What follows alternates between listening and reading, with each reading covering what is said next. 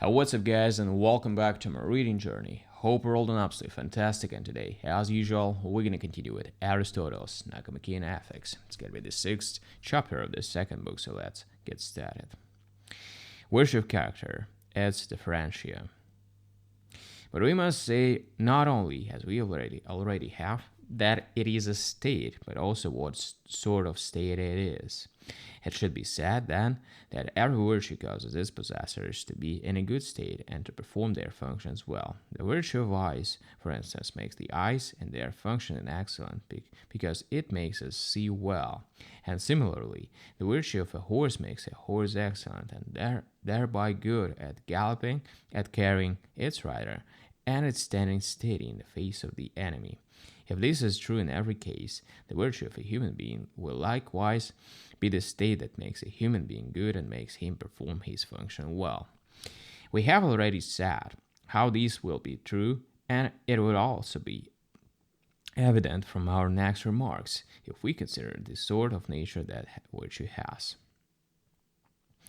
In everything continuous and divisible, we can take more, less, and equal, and each of them either in the object itself or relative to us. And the equal is some intermediate between excess and deficiency. By the intermediate in the object, I mean what is equidistant from each extremity. This is one and the same for all.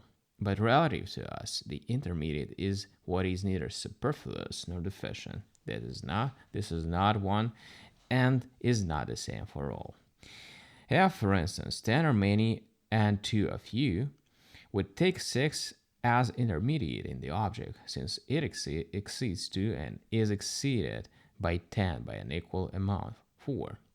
This is what is intermediate by numerical proportion.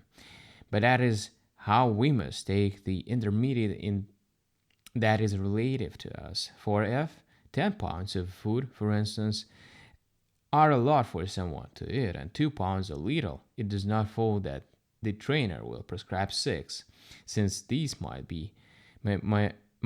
also be either a little or a lot for a person who is to take it. For Emilio, the athlete, a little, but for the beginner in gymnastics, a lot. And the same is true for running and wrestling. And this way, every scientific expert avoids excess and deficiency and seeks and chooses what is intermediate, but intermediate relative to us, not in the object. This, then, is how each science produces its product well, by concentrating on what is intermediate and make the product conform to that. This, indeed, is why people regularly comment on well-made products that nothing could be added or subtracted. They assume that excess or deficiency ruins a good result, but the mean preserves it. Good craftsmen also, we say, concentrate on what is intermediate when they produce their product. And since virtue, like nature, is better and more exact than any craft, it will also aim at what is intermediate.